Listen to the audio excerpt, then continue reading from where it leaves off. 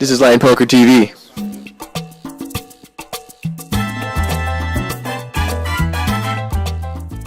Bienvenidos a un nuevo episodio de TV Poker León. Mi nombre es Megan y yo seré su anfitriona. La séptima temporada está muy avanzada y le has cogido para arriba en los resultados de los dos últimos partidos, incluyendo la clasificación actual. Tenemos un nuevo jugador Spotlight. Entrevista con José Ricardo viene más tarde en el show.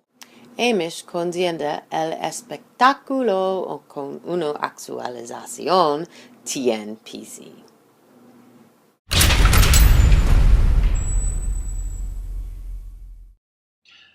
And here is your 66.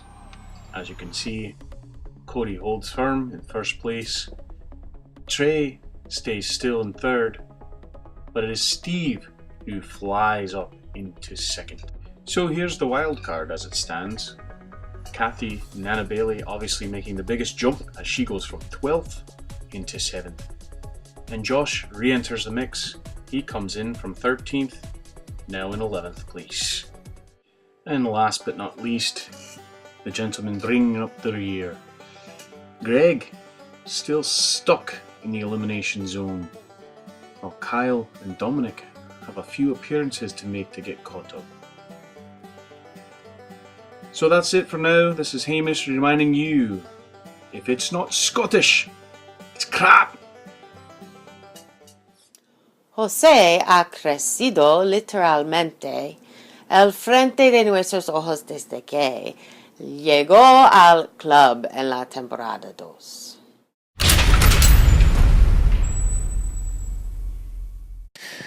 How you doing? This is Trey, and I'm here for the Player Spotlight with Josh. And Josh, we are doing this from your brand new son's bedroom, which is quite fitting. Congratulations on the birth of Jed. Thank you very much. Are you getting any sleep? Off and on. I get about 3 to 4 hours every 18 hours. Well, having children, it creates a whole new dynamic.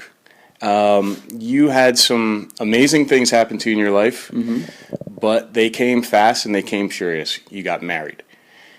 You got a new place to live. Now you have a son. These are stress factors in life. Yes. I know this. I went through this. Yes. From a poker perspective, do you think that it has had an effect on your game, and will it or could it possibly continue to have an effect on your game?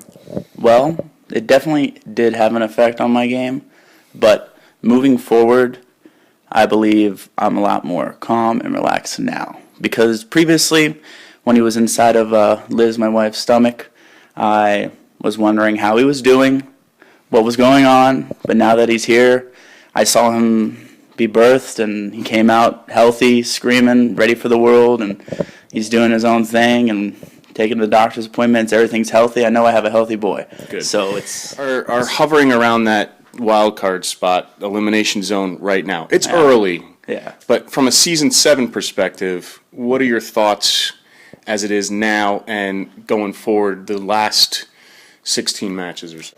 Well, of my last form of the past years, I'm in a position I haven't really been in.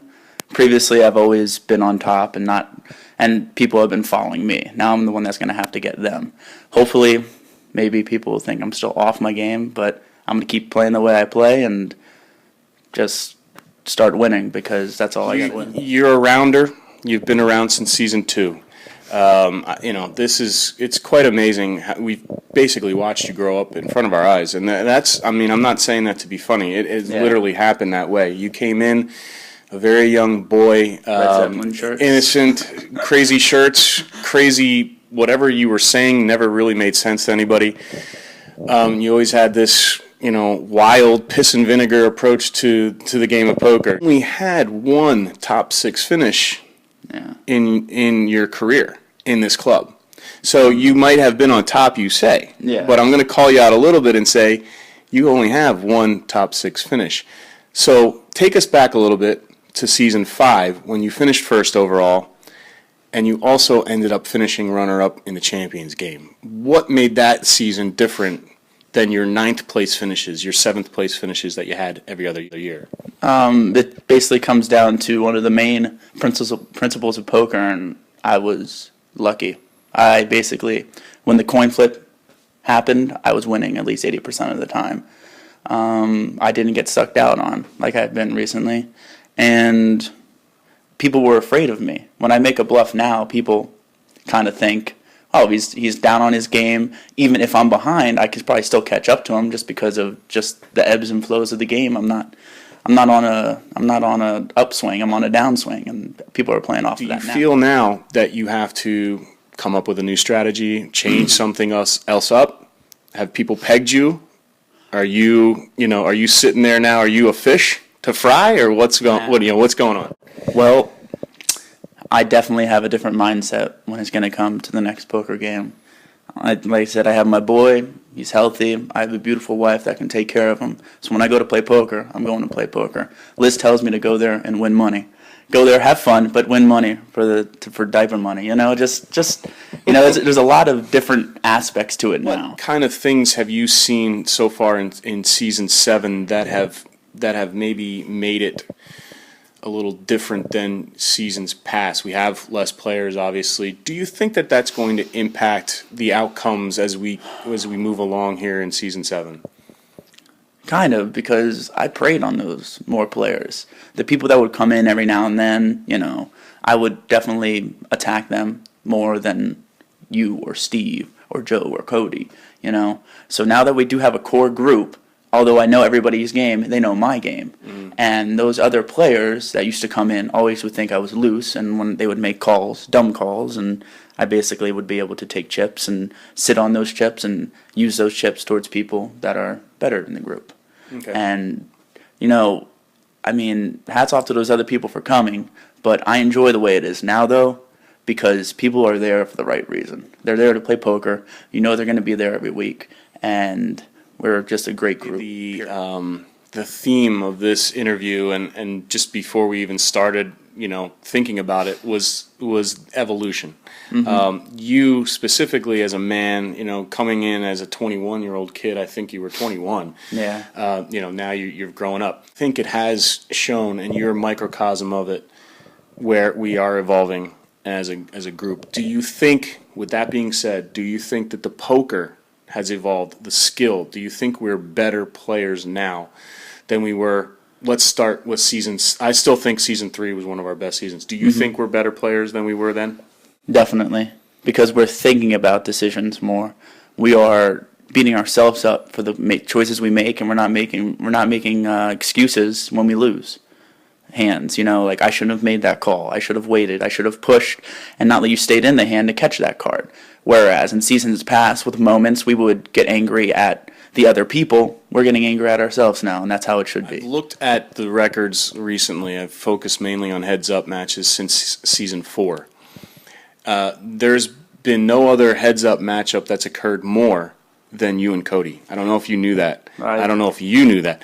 But it has happened more than any other heads-up match. Yeah. Take us into that Thunderdome, so to speak, that battle scene where, it's this kid that you know very well. He's a good friend of yours. His game has greatly improved since he's joined the club. Here you are now going heads up with Cody. What is that like for you? It's fun. It's always fun every time I go heads up with Cody, because you never know what you're going to get with him. And it just makes me that much better of a player to be able to beat him, or even just learn from getting beaten by him. And I know it's going to happen again in the future, and I'm coming for you. Rapid fire, rapid fire, rapid fire. Definitely teeth out constantly, but sometimes when he retracts those teeth, you got to watch out because he's plotting. Dome, I like a lot. Very, very, very good event. I can't wait for Liz to come and play with us this year. That's going to throw a little wrench in the cog for me, because if I have to go heads up with her, I'm not going to hear the end of it, because I'm sure she's going to beat me. She's better at me. I love it. I love every moment of it. because the wild cards are what make sports great. The underdogs, the dark horses, are what make any kind of event what they are and what they should be. Because if you did just good enough to get into a game to try to beat the champion, and that champion can't beat you, then you are better than that. You are the champion. You are better than that person. Love it. Love every moment of it. Great time. Great friends. It definitely shaped my life, and I wouldn't be where I am now without it.